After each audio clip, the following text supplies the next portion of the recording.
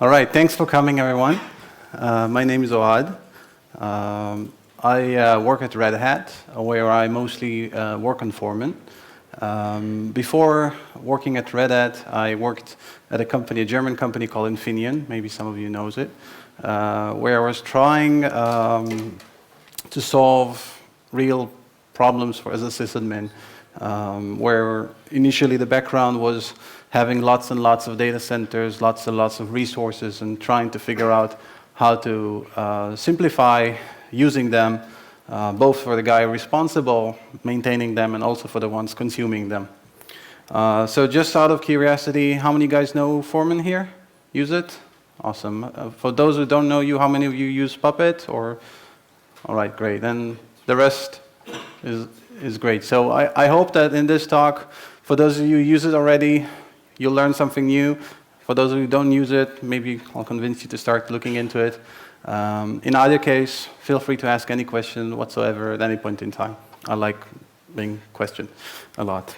So let's start. What's Foreman? So overall, Foreman tries to manage systems lifecycle, caring for all of this initial setup that is required, whether it's the actual machine that needs, or VM that needs to be running, or maybe even stuff before that, like DNS, IP addresses, and things like that.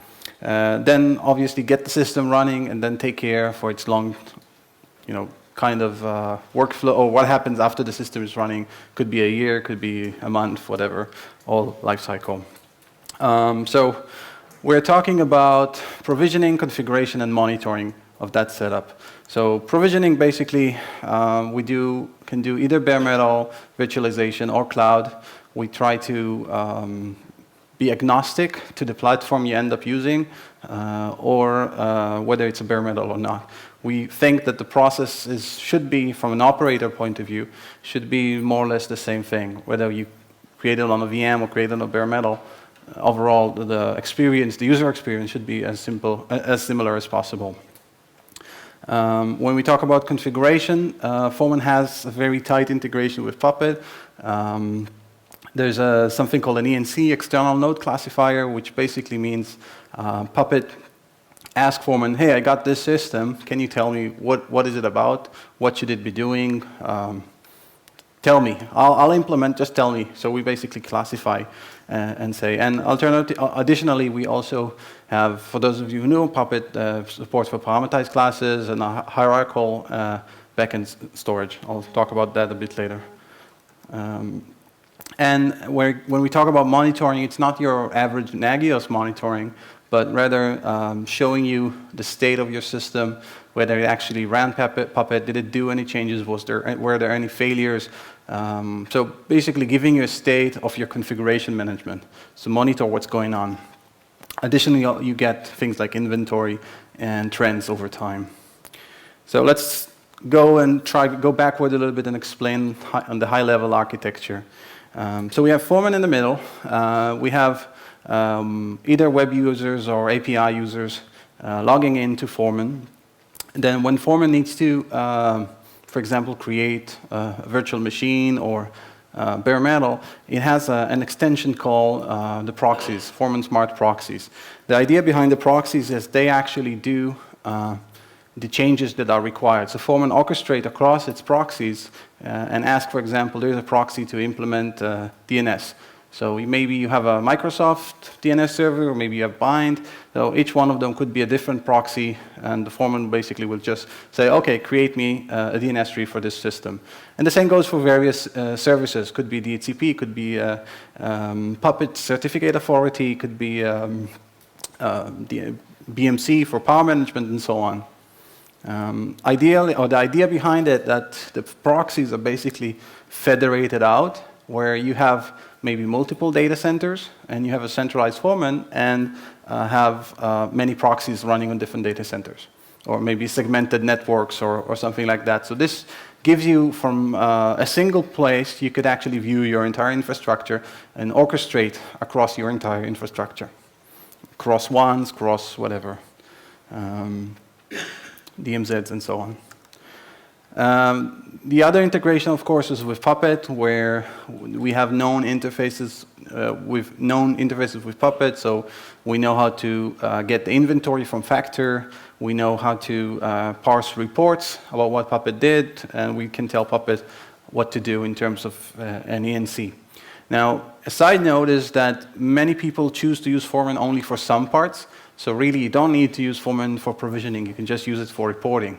Like completely read-only, separated from your infrastructure, just give you at a glance, your state of Puppet. You don't have to do the whole thing. Some people. So basically, the idea from the design is that you can mix and match the features that you care about, and the rest, either implement them at a later time or don't implement them at all. And the other part is really talking to various cloud providers. So bare metal, RevM, Overt, which is the same thing maybe you saw yesterday, EC2, VMware, vSphere, OpenStack, Rackspace, maybe OpenNebula soon. All of this stuff, Foreman basically reach out and ask, or behind the scene kind of create the VM for you. You don't need to know the details. There is a kind of simplified API, UI and API, so we can just consume it. Besides that, Foreman has a database. It's a Rails application, Ruby on Rails. So the database could be whatever, MySQL, Postgres, etc., SQLite, theoretically Oracle as well. Talks to Active Directory or LDAP, or has its own internal user management. You can basically mix and match the whole thing. Because we know that different users have different setups, so we try to support all of the various combinations that people might have out there. Right, so in terms of inventory, Foreman by default kind of collects your inventory, knows about what is running on each system, depending on your Factor inventory, and you could easily do a lot of interesting things. So, for example, generate your own charts based on your own custom facts. You could have all kind of states that happens. Basically, Foreman reacts to your setup. So whatever you have in your setup, that's what you'll see in Foreman. It's not that Foreman dictates the data, but you actually see your own, whatever it is, your own systems, your own facts, your own networks, your own customized facts, and so on. Same goes for reporting. So kind of a dashboard. We used the word dashboard before.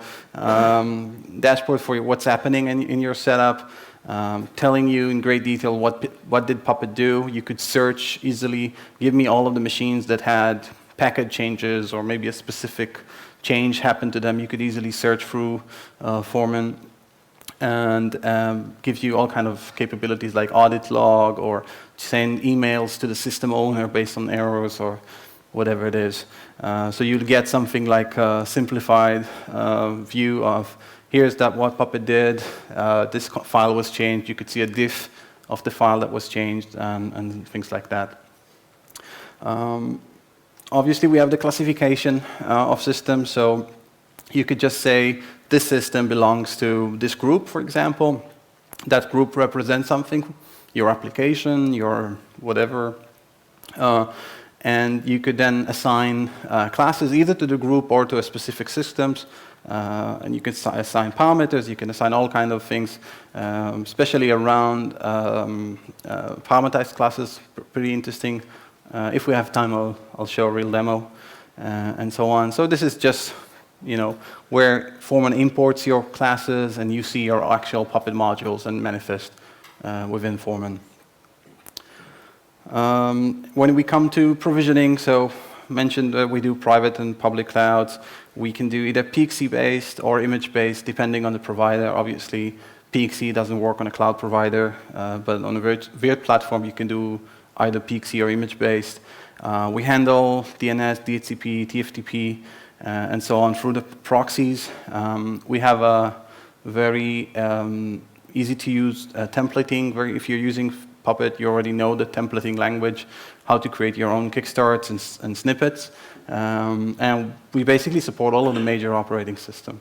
So for Foreman, you can install as easily an Ubuntu or RHEL or SUSE or Solaris or whatever. Just same process, just you get different operating system at the end. There's also a layer of orchestration when you create, for example, a new machine. A lot of things needs to happen. So let's take a virtual machine creation, for example. We can create the storage for the virtual machine, but if there is a failure for some reason, maybe the storage is not available, then we know how to roll back. So we don't leave, like, we don't allocate IP address for you, create a DNS record, and then, oops, storage died. So storage not available. So we actually have a way to roll back, create the changes, roll back, and things like that. We also know how to handle conflicts. So if you have, let's say, a leftover reverse PTR DNS record, we'll say, oh, there is a record here. Maybe it's not supposed to, you make the decision whether you want to remove that leftover from maybe an older server that used it or something like that. And it's pretty easy also to add your own actions to it. I'll mention the plugin architecture later down the road, but we support, basically, we have hooks to everything. So you could, if you have a certain action you want to happen when you create a VM, there's no problem. You just go and update your CMDB or something else that might make sense for you. In terms of users, we support LDAP Active Directory, authentication. We have a really robust role-based access control. That means you can really define every action in the UI and the API per user or per groups and assign the users groups. So you can really say, okay, this user can only deploy systems here. And that another user can, maybe only have viewing capability of that, but can, so let's say in one domain you can create systems, on the other you can only view, or whatever. So something that fits potentially to a large organization where different people don't necessarily have permissions to everything. Or it could be also for different tenancy. We have, it's in another slide, but we have also support for multi-tenancy, multi-location organizations or sub-organizations and so on. So basically, just about that, you could also restrict that the user only sees his own systems. So it's kind of a self-service portal where he can actually only create, maybe only create systems in a lab or only create systems on his own machine. I know, for example, a company that they have their developers actually, developer workstations are actually connected to Foreman, and they go to Foreman, create VMs on their own instance, so they can get the same setup. So there's tons of different use cases for this kind of stuff. It's pretty easy to install Foreman. That means we have an installer. It's Puppet-based, so you can hack around and easily understand what's going on. We try to handle all of the what normally would be required. So obviously Foreman itself, but we also can set up Puppet for you. We can, Puppet Master, if you don't know, if you're just starting with Puppet Master, and we'll set it up with Passenger and all of the details, all of the, maybe some of you actually deployed Puppet, felt the pain. We also try to do the complicated stuff, like support Git branching or dynamic environments. So it's all options. Basically you get a menu where you can say, I want Puppet Master, and in Puppet Master, I want dynamic environments. So you can mix and match easily. So this is a list of plugins that people from the community created. So Foreman is fully extendable. That means everyone can create his own plugin, add another tab in the UI, or add something that happens wherever within the application. A few examples, like the who-bot notify, that means you get an RC notification when something happens on Foreman, maybe when an audit entry is created or something. Someone else created a discovery plugin, which means unknown systems can automatically boot into discovery where they report the inventory to Foreman, and then Foreman can consume them. So there's no manual process. You don't have to type in, specifically just for bare metal, but you don't have to type in MAC addresses. And down the road, we plan to do RAID configuration and firmware upgrades, whatever. All of that kind of stuff could be also done. So what I wanted to show is that the plugins infrastructure can really be for really minor changes, but at the end, they could also be huge features. And there's PuppetDB plugin that the guys from CERN wrote, or someone else that, there's pretty much a lot of plugins. Someone adds another column in the list of systems and so on. So really extendable. Foreman has a complete REST API. meaning that you can actually do everything you can do in the UI, you can do through the API. Pretty straightforward. We have an automatically generated API documentation, so they're always up to date. We actually support multiple API versions, so we can ensure that if you develop something over the API, we won't break it next version. So we'll have official API versions in their release cycle, and this way we can know that we're not breaking people's stuff. Something that I'll show, hopefully I think probably will have enough time in the demo is the search functionality, where Foreman is really search-driven.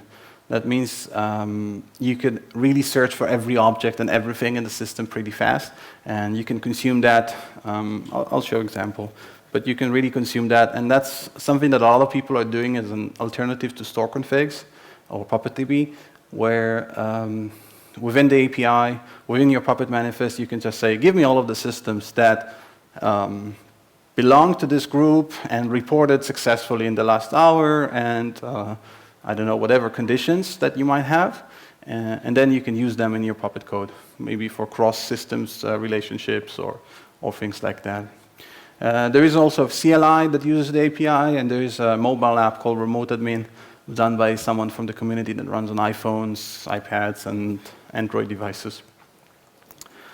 Right, besides that, we have organizations and location support.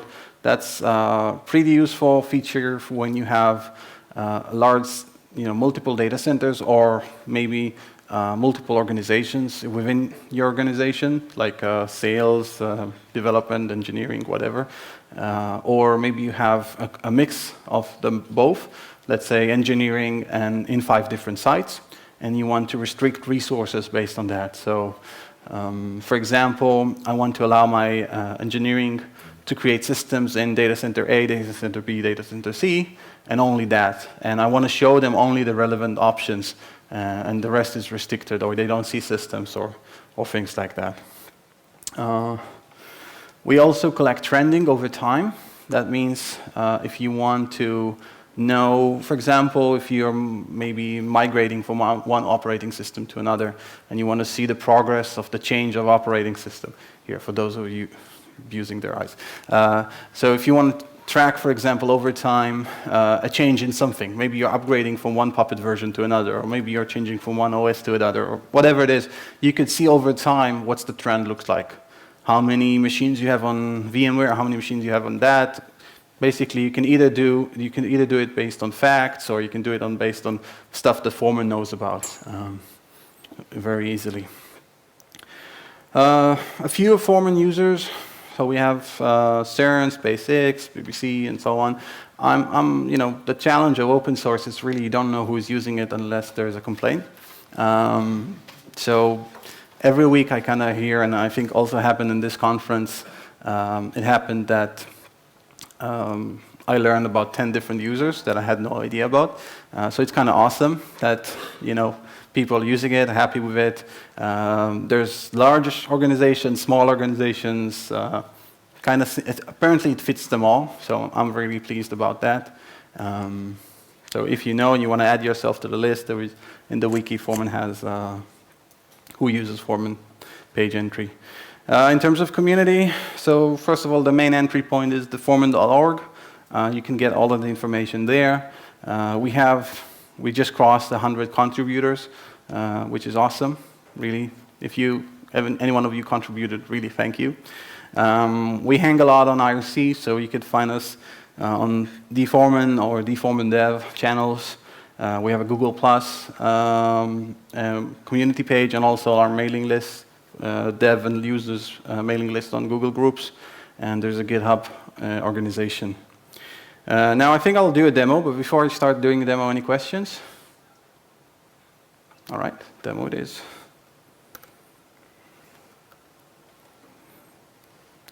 Okay, so somehow it didn't survive the screen resize. Okay, so in here, you know what, let's do a real demo. I hope VPN will not fail me. I'll try to provision the system, just that you guys, VPN failed me. Hold on, let me try to reconnect to the VPN. Sorry, demos are always bound to failures on real systems.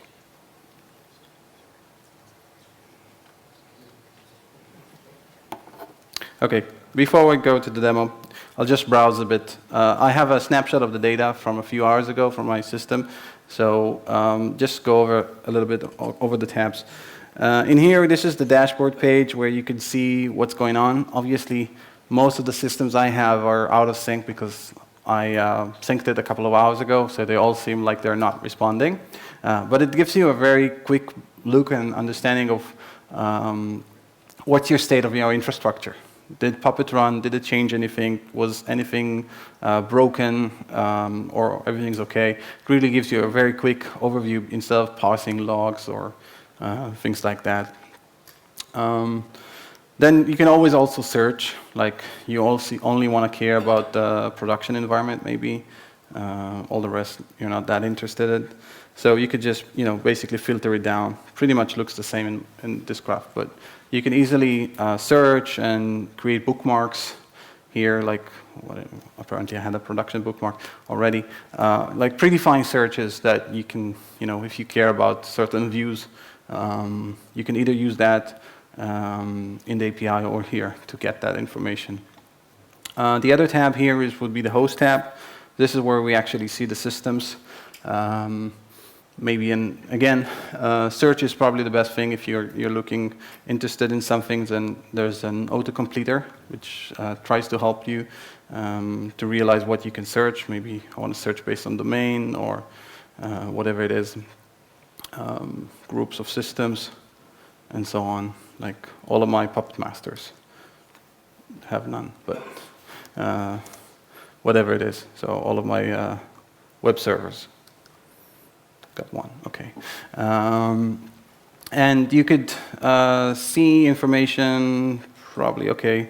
Since I don't have connectivity to my virtualization, I don't know why my phone is kind of dying on me. I don't have connectivity here to my virtualization, so it doesn't really know what the power state, so that's why it's kind of a yellowish orange, but we can still see like what Puppet, some inventory, some basic inventory about the system. We can see, this is like a graph of what Puppet did, how much time, and so on. We, could see the reports. This is a new system, so it doesn't have so many. But here's a report for what Puppet did. This is a long list, but there was one error here you could see. And we can probably just get that error. All the same goes for, we can see the inventory of this system. Let's say processor count, I don't know. And then we could see some graphs of other facts.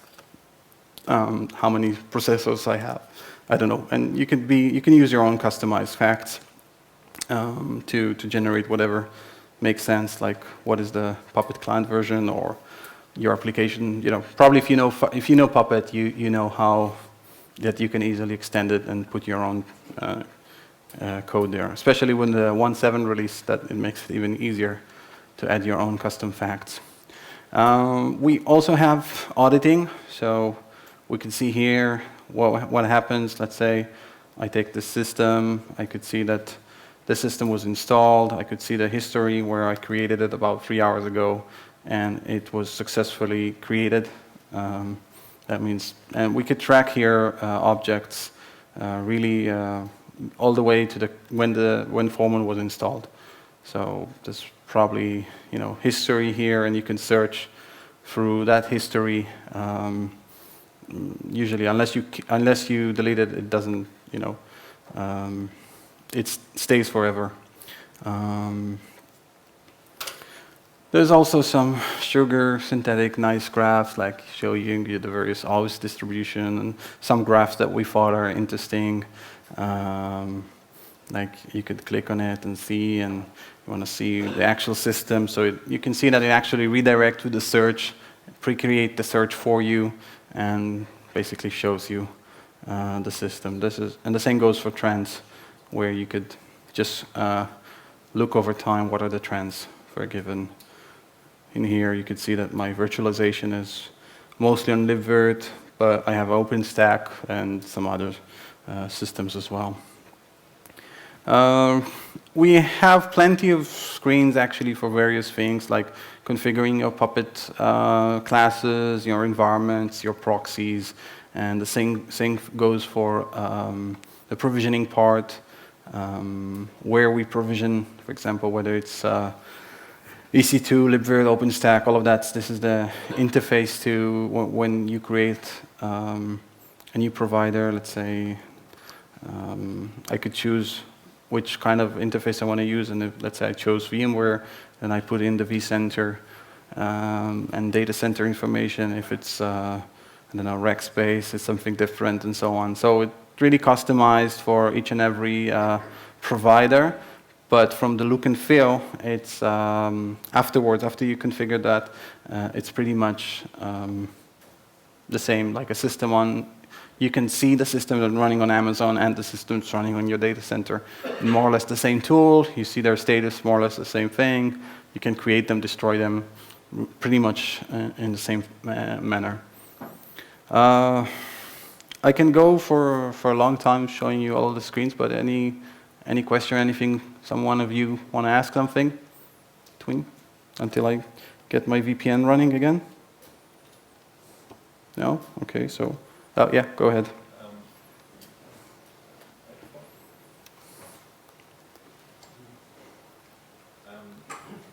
Hello? Okay. You talked about all the features and the extensibility that Foreman has. What does a minimal system of Foreman look like just for provisioning DNS, DHCP, and perhaps some Puppet integration? What do you mean by, what does it, you mean hardware or what requirements or what would you know how complicated this is to get a minimal Foreman environment? So I'll now that I have network, this is Foreman website. There are a couple of screenshots, screencasts here. Quick start installation to get Puppet, basically, and which is less than 10 minutes, and talk and another demo, another more or less 10 minutes just for the provisioning part. So if you use our installer, I'm guessing that within less than an hour you can get it to work. You know, the whole thing in here takes 10 minutes to explain and to do. So the installer, you know, assuming you have an operating system of like a CentOS or whatever running, or Debian, you run the installer, it takes a minute or two to install all of the packages.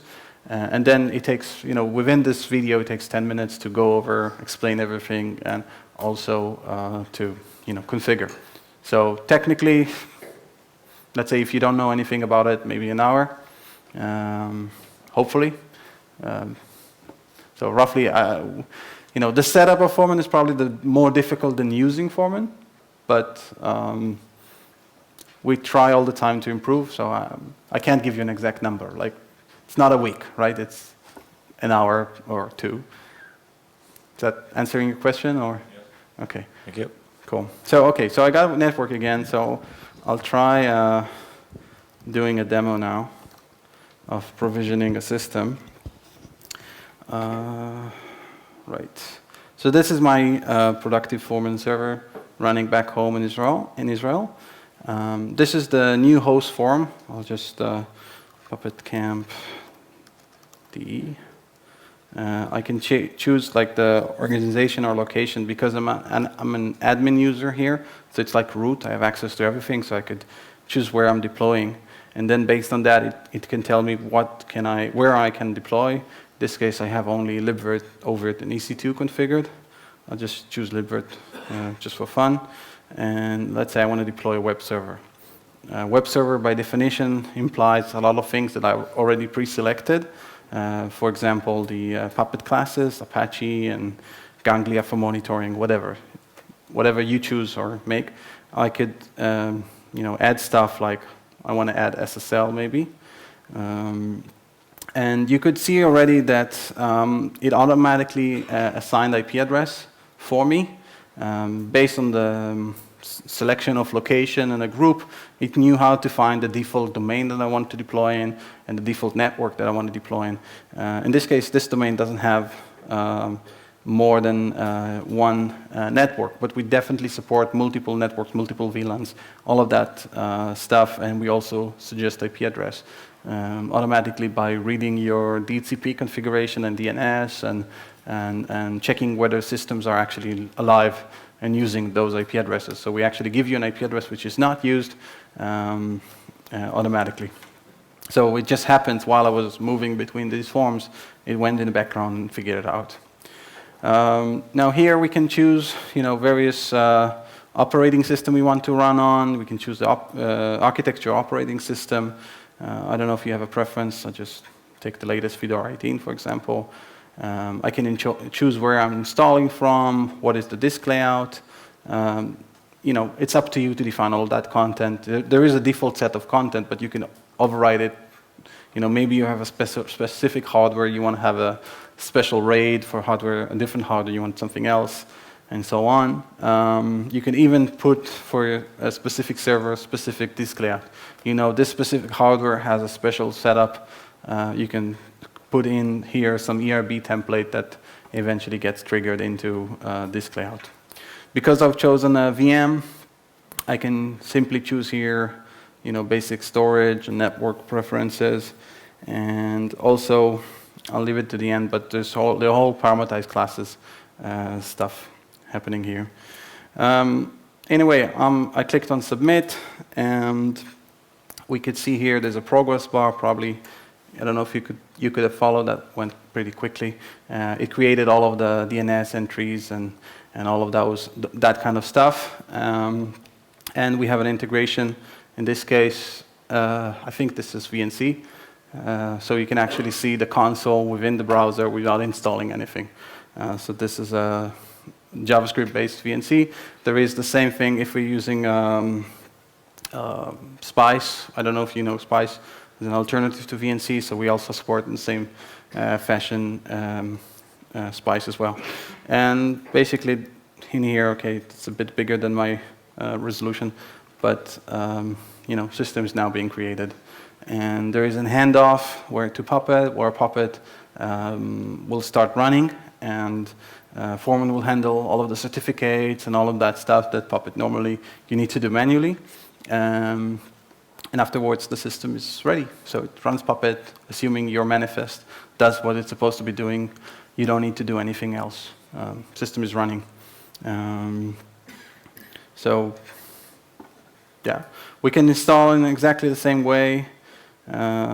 Let's try to do another demo. Maybe this time on. Sorry. Apparently I have some garbage in my database. Great. So that's the problem when you have multiple people playing with your database, my development database. Okay, anyway, I'll create another system, demo 2 this time. I'll do it on OpenStack. I guess, how many of you guys ever use OpenStack? Great. So no one here knows how to use OpenStack, which is a great example for how you can deploy something you don't know anything about. So again, I'll choose my web server. And unless someone really broke my system. Oh, no, OK. So more or less the same thing. In here, you can see that because it's a cloud, there's no IP addresses, right? The network tab, really, there's no subnet selection or anything like that. And the virtual machine here tab has a different content. Like I need to select maybe an image, because it only works on image, and I need to assign floating IPs. You need to know a little bit about the architecture, just a bit, but I think more or less this is pretty straightforward. I click on submit, and pretty much the same progress bar, just different actions. Now it's going to take a little bit more time because the VM actually is getting created. And we wait for the VM to actually respond, because if it's a cloud instance, we actually SSH into the system afterwards. So there is a whole key, SSH key stuff that happens. Multiple cloud providers like EC2 and OpenStack has a way to inject an SSH public key into the running instance, and that happens just so you could provision it. So we have different ways of how to inject data into the instance, and in this case, yeah, it probably takes a minute for the operating system actually to respond to IP and SSH, where SSH can be, yeah, here it is. So created a certificate, now actually running the SSH script that installs Puppet, and basically that's it. How does the content basically get pushed in is where we have provisioning templates. The templates are, again, ERB-based, so very similar to the standard Puppet templates. And maybe, I guess, let's take a precede, for example. This is, probably should use my local version instead of VPN. It's not too slow. Yeah, I'll switch to my, let me switch back to my local system so it's a bit faster. So take the precede template, for example, and here we can see we got an editor. This is, I guess, I hope you could see this size. Is this readable? I guess so. So, for example, you have this brackets where you could replace variables, and that will generate your actual kickstart or precede or whatever text that you want to generate. Could be a SSH script that does something, and so on. And provisioning templates have an history, so maybe not this one. Let me choose one with some history. I guess we never changed that default one, but here you could see that someone changed something, and you can track the change over time. Here's a diff for someone commented out the no base from the package section. I don't know. But basically, we keep track of whatever happens to the templates. Obviously, there are full permissions. Who is allowed to edit those templates, and all of that stuff.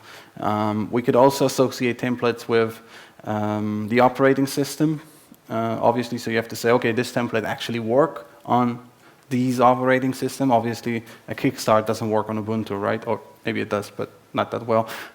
But anyway, you can assign it, and then you can even restrict it further, saying, okay, this template actually is good for only my web servers, or whatever, my web servers in production. So you can kind of restrict down the possible combinations, who gets the templates, in which scenario, and so on. And we have all kinds of templates, so it's not just kickstart. You can really do, for example, the post section. This is the script which gets run on for example, the OpenStack instance, or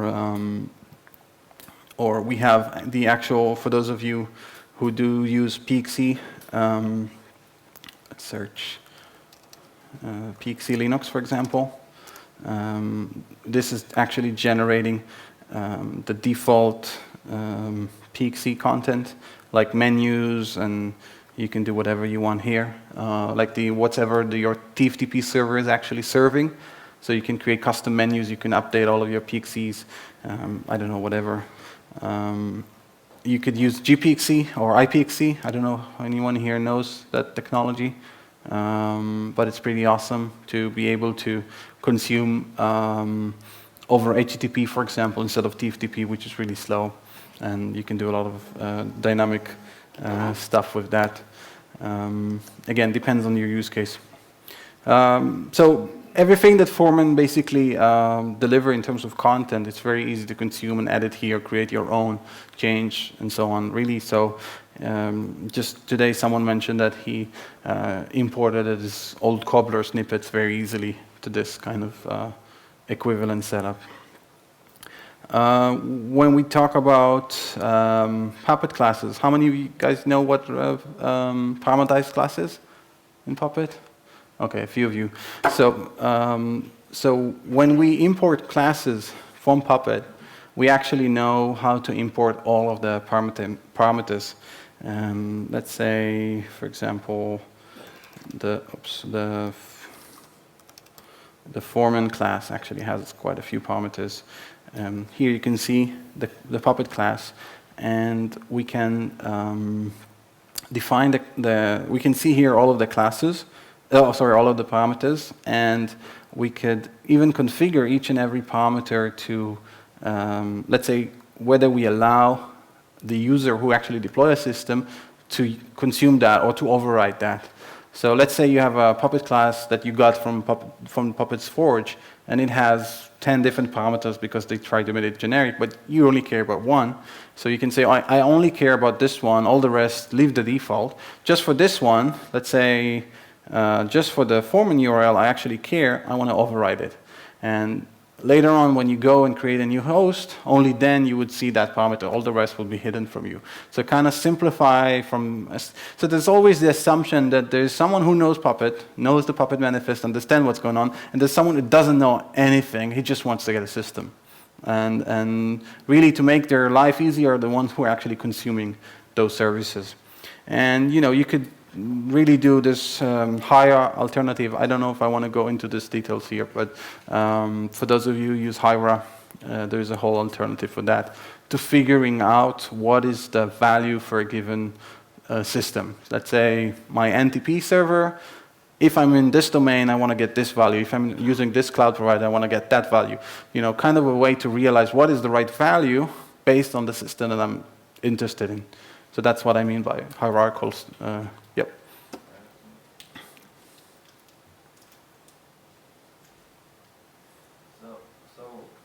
Hello. So Foreman creates the Hera backend? No, it's actually an alternative. It's an alternative, yes, okay. Because there is some more additional metadata that you can use. So Hyra only knows about facts and Puppet internal, but Foreman also knows, for example, the owner of the system. So if I'm the owner, I want my SSH key to get deployed, for example. So this is an additional information that Foreman knows about and can inject the data where it doesn't always necessarily that Puppet is aware. So basically, this is a complete alternative. And how is that connected? There's a couple of ways to, first for the NC interface, you can get all of the values up front, unlike Hyra or the data binding in Puppet 3, where it asks on the fly, every time you read the manifest, it calls up Hyra goes and parse, and Foreman basically creates a YAML file. Maybe I can show that. Let's say this system. This is the NC interface. Basically, this thing here is what Puppet gets from Foreman, and then Puppet knows what to do. So, for example, I have a Ganglia client, and it has a parameter called cluster, and inside there is a value, which was decided by Foreman based on the hierarchy that you've selected.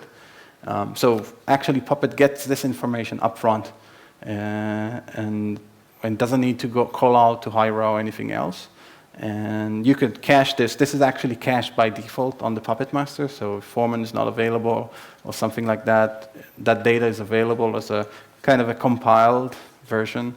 You can easily put it in version control or just for archiving this content, which basically what Foreman's generating. Okay, thank you. You're welcome. Right.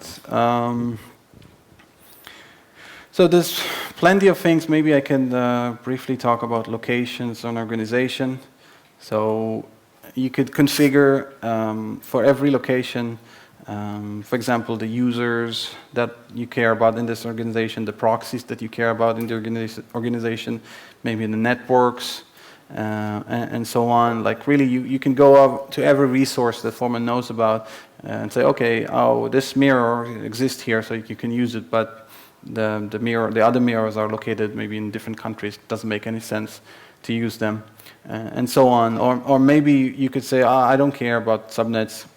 make all subnets available, so they'll always be available on this location. Also the ones that I'll create in the future. So I don't want to handle subnets, I don't care.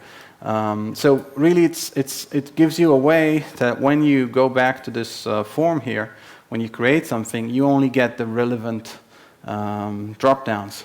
So when I'm in Tel Aviv, I want to see only this list of domains. Maybe when I'm I don't know if I have, okay, I don't have a good example, but when I'm somewhere else, I want to see a different list, right? So only make sure that for the operator to actually end up using it, I am a customer and I'm getting access to Foreman. I'm only seeing my environment. I only want to deploy in my environment. I don't, you know. And then obviously when I change the context, let me change the context of the user. Everything in the application gets scoped. So here, I chose the cloud. I don't have any hosts here. Like the location cloud, I will choose the Tel Aviv location, and let's say the Foreman organization. I'll only see the relevant stuff to me, and everywhere, host list, whatever it is, subnets, and so on.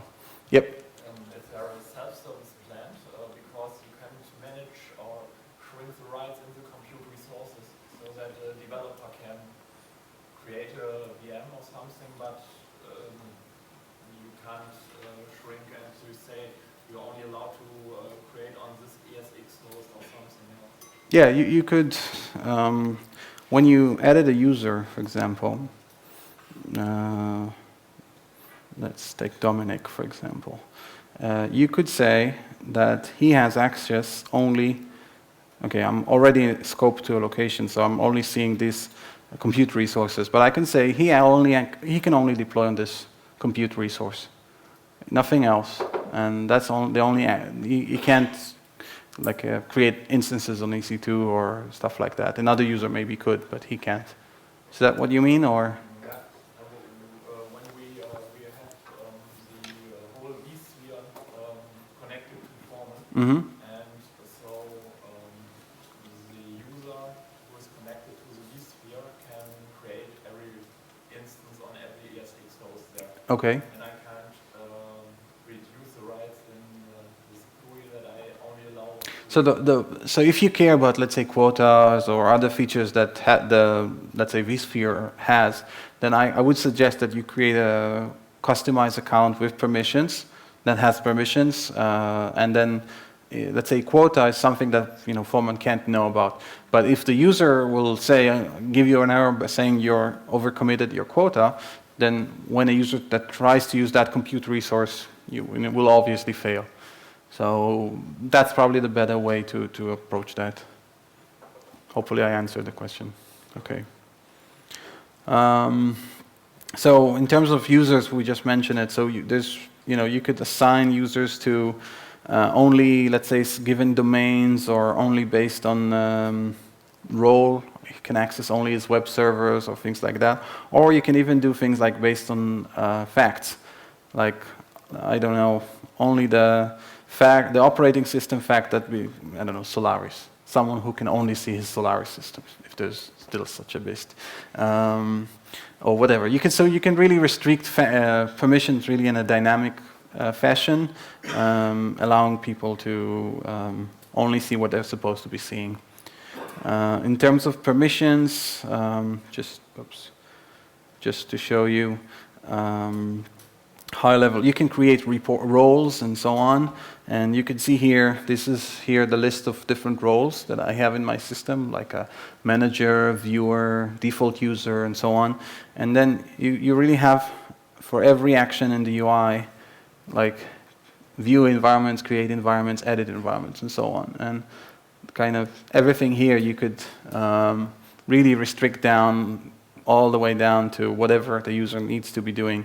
And that's it. Like otherwise, you won't have access to it, and that also works for API. So the same permission works also for the API. So you can have a really customized API user that can fetch monitoring data or status or whatever it is.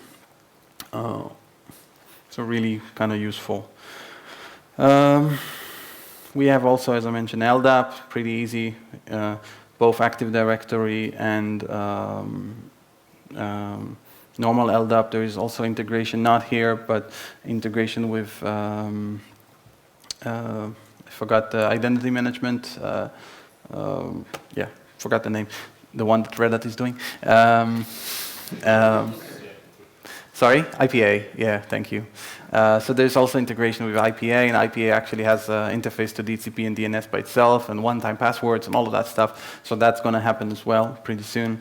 So really there's integration with OpenStack, identities, and so on. Yeah, questions, guys? You're quiet. Nothing? Yeah, go ahead. I can repeat the question.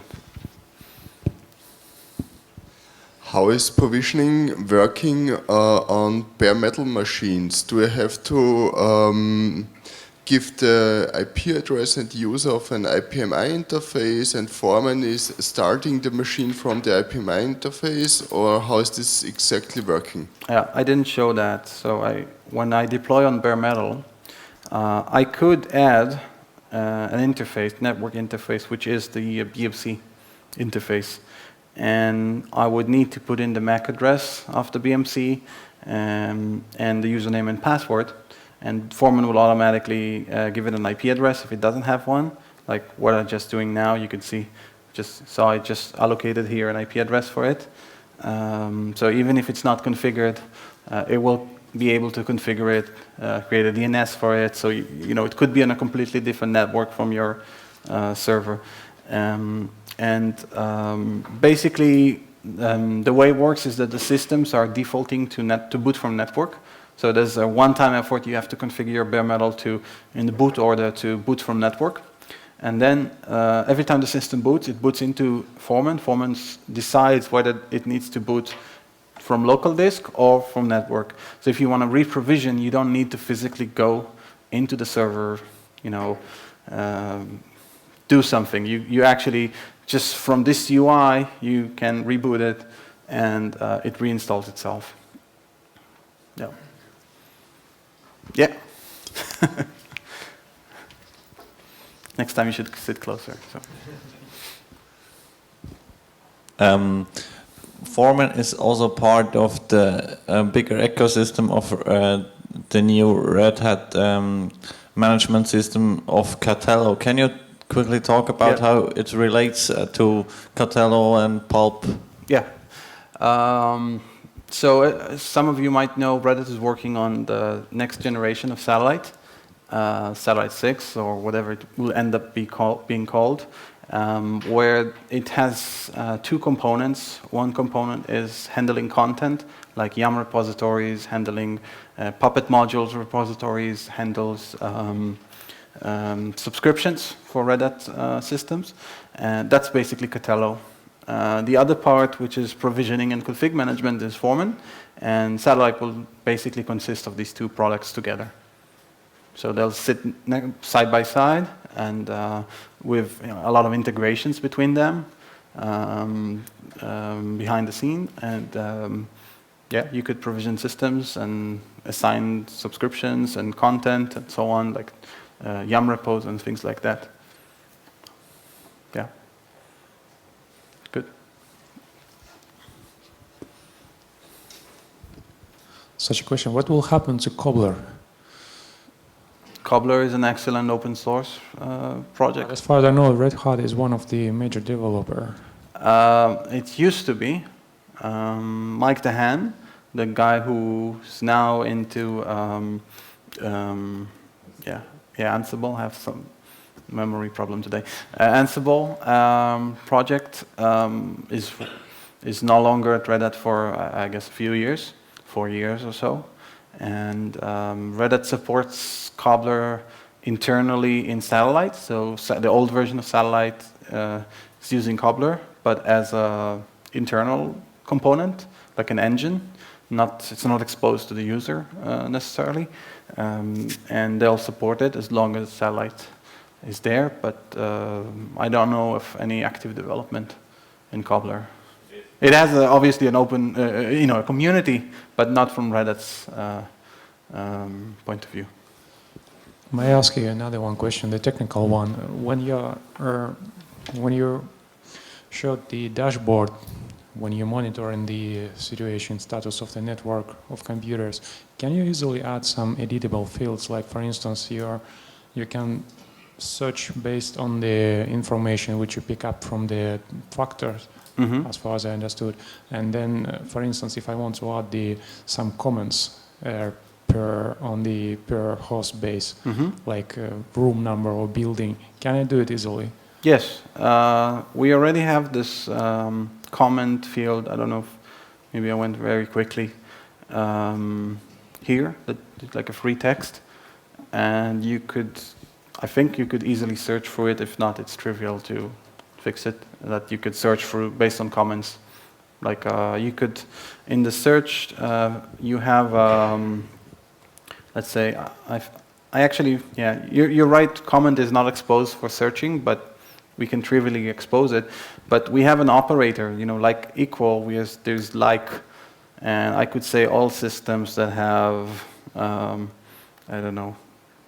Okay, it autocompletes, but you can see there are two results, and I did like DHCP. So you could equivalently search for, I don't know, lab 2 or whatever your text that you put in the comment. So definitely. And I'll tell you more than that. If there is an automatic way to figure out, for example, sometimes you can fetch information like to which switch you're connected to. And then there is a way that we could maybe automatically understand where you're connected to. Or obviously things like the IP address and subnet is very trivial.